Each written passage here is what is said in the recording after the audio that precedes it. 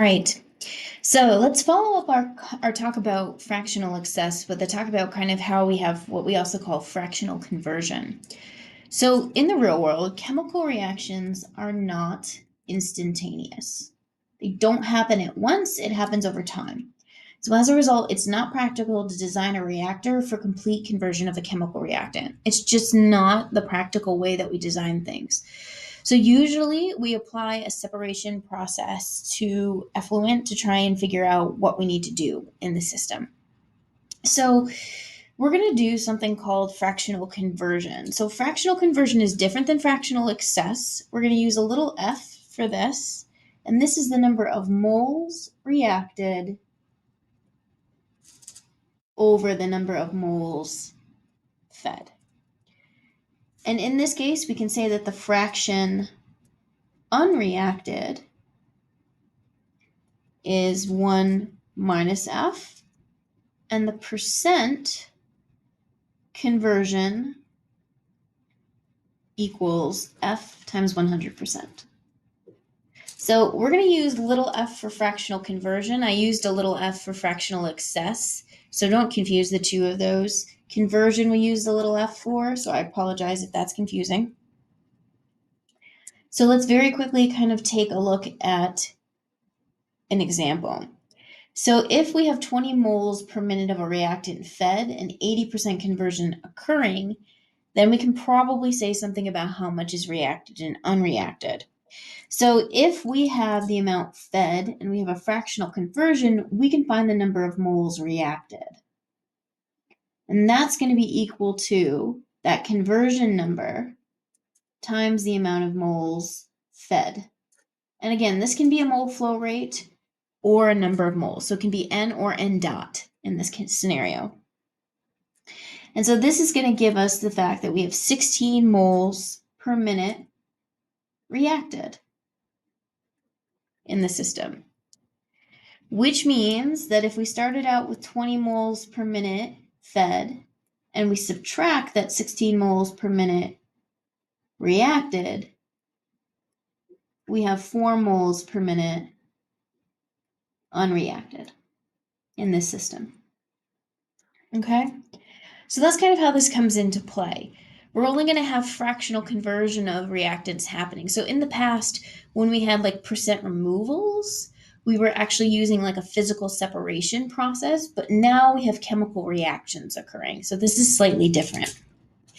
So let's look at kind of another example. Now let's go back to our same reaction here. And let's remember that we have to balance the equation and put a 2 in front of that H2. We're going to say that after some time, 30 moles of H2 has reacted, not reaction, right? And we're going to say that we feed 20 moles of C2H2. We're going to say that we feed 50 moles of H2. And then we're going to say that we have 50 moles of this product at the start. So that's the setup for this problem. We want to know how much of each species is present. So let's take a look. If we have 50 moles,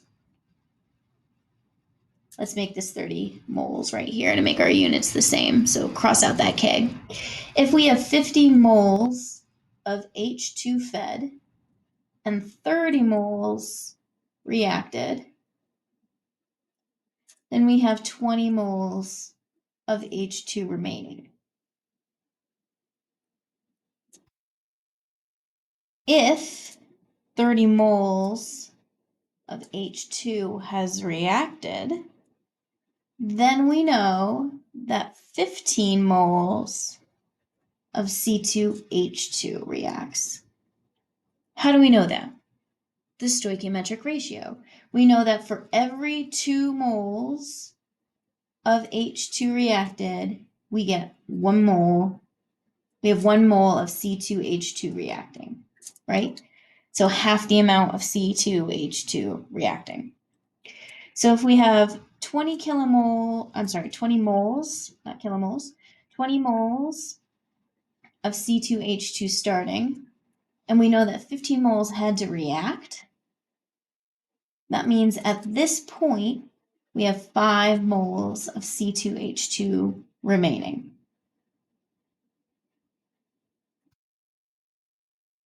Meaning, there we go, if 30 moles of H2 reacts, that means we produce 15 moles of C2H6. Because again, you have a stoichiometric ratio of 2 to 1. If we started with 50 moles and we created 15 more, so that's why there's a plus sign, then at this point we have 65 moles of C2H6.